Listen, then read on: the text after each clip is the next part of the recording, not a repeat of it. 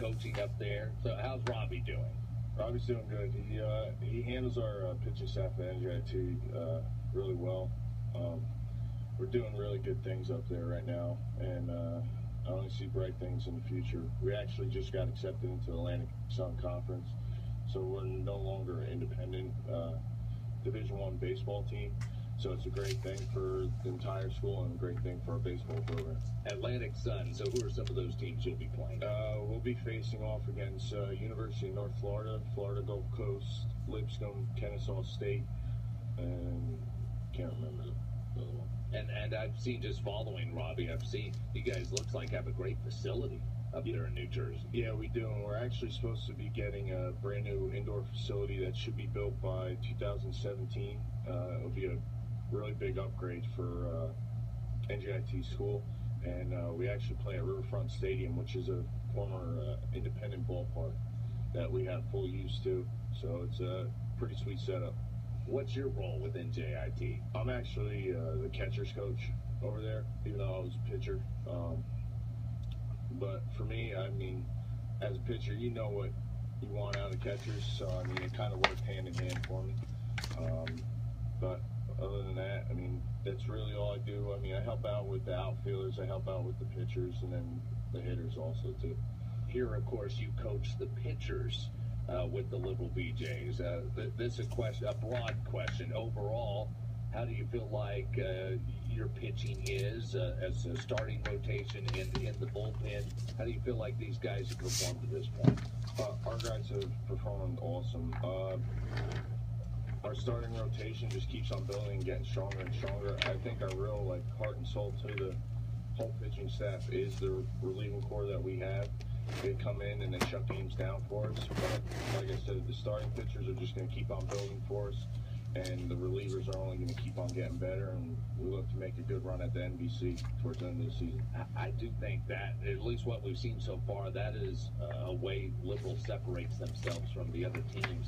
These other teams, you feel like, okay, get to their bullpen, and then let's make something happen. We saw it in Wellington, we saw it in El Dorado, I've seen it with other teams too.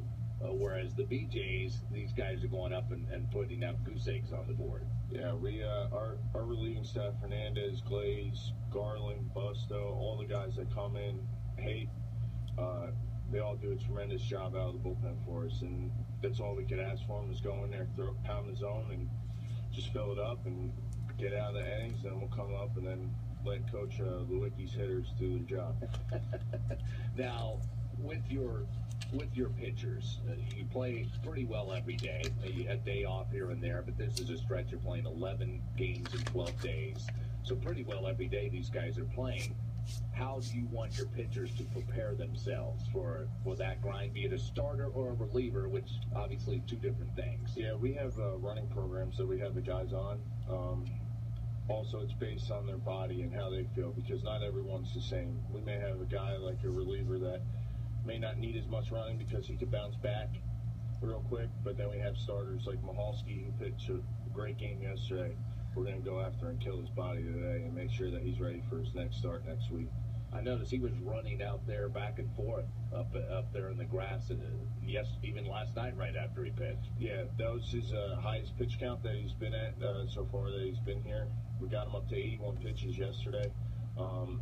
But, I mean, he's used to it, but we're just trying to keep on building from there and not wear him out so he's ready to go for the fall for his for UTA. Of course, in summer ball, in any baseball really today, the pitch count comes up, and especially in summer ball.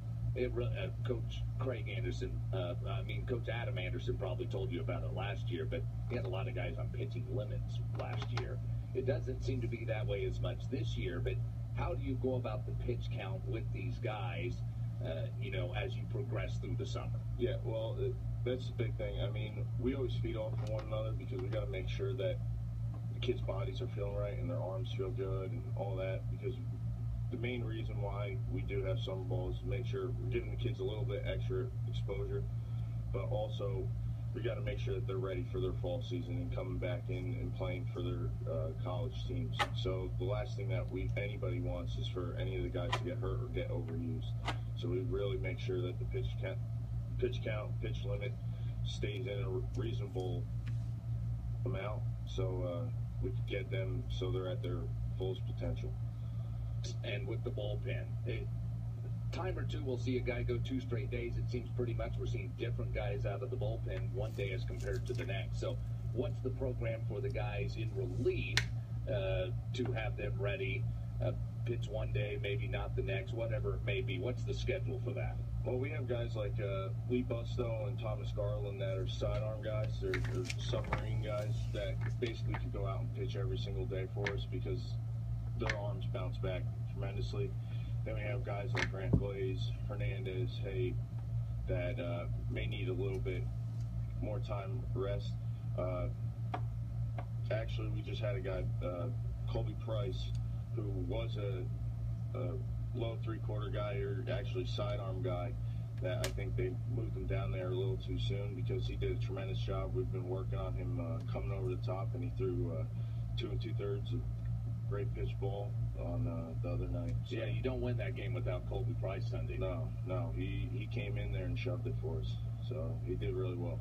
All right, most certainly did. And against these Hayes hitters, to get inside this series a little bit, Vassar gets the ball tonight, I understand. What has to be the game plan against this team?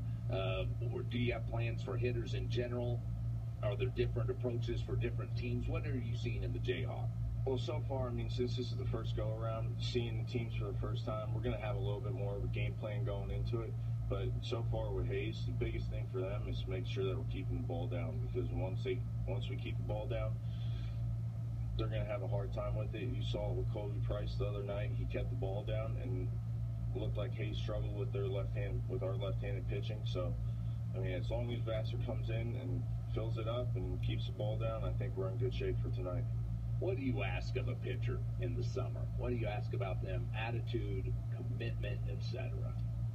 I ask them just to give it their all. I mean, they're trying to get better and trying to move on to the next level. So I just keep on reinforcing that you guys got to take each day one day at a time and make sure that we're progressing every single day and we're not taking any steps back, because once you take a step back, it's a lot harder to take a step forward. So we just got to make sure that we're staying on this long grind and hopefully get them to a place that they want to be later in life. We're talking with pitching coach Craig Anderson. We'll talk with hitting coach Ryan Lewicki in a moment as well. Now, Coach Anderson, you mentioned you're coaching the catchers there at NJIT. Robbie McClellan coaches the pitchers. What is your baseball background, playing and coaching, leading you to this point? Yeah, I coming out of high school, played high school ball in New Jersey. I then went to Maple Woods Junior College, which is out in Kansas City, Missouri. Albert Pujols, Logan Morrison also went there. A bunch of other guys too. I pitched for them. I ended up having 3 elbow surgeries that kind of limited my playing career. So I went back home, finished out my degree at Montclair State. After that, I coached 2 years of high school baseball for the high school that I played at and graduated from. And then after that, I just got, this past year was my first year at NJIT. So, I mean, just trying to keep on moving up the ladder in the coaching world. Why coaching? I didn't want to wear a suit and tie ever since I was 10 years old. I remember we were at a Yankees game, and I looked over to my dad and said, I'm never going to do what you do. He's a certified public accountant. It's a horrible job. And here you are, you're in baseball uniform night after night, sweatpants, sweat shorts, whatever it may be. Yeah, that's the life. This series at Hayes coming up, then a night off, then a few more coming up at Bethany. So, Craig Anderson, now we have some insight into those pitchers. And how about coming to the BJs in the first place? How did this all come about, pulling you from New Jersey? Well, I actually saw Coach Anderson's post on ABCA, I think it was, or one of the coaching websites, and I talked to Robbie about it, and he's like, yeah, it'd be a great opportunity for you to go out there and see what summer ball's like. I mean, he's coached up in the Cape and Texas League, or Texas Collegiate Summer League, so he said it's a great opportunity. You're going to get to meet a lot more kids and other coaches, and great networking, so I could be able to move on in the coaching world. Very good. Well, sounds like a plan, Coach Anderson. Thanks. Keep up the good work with those guys. Thank you. Appreciate it. Now let's go over here to Coach Ryan Lewicki talking about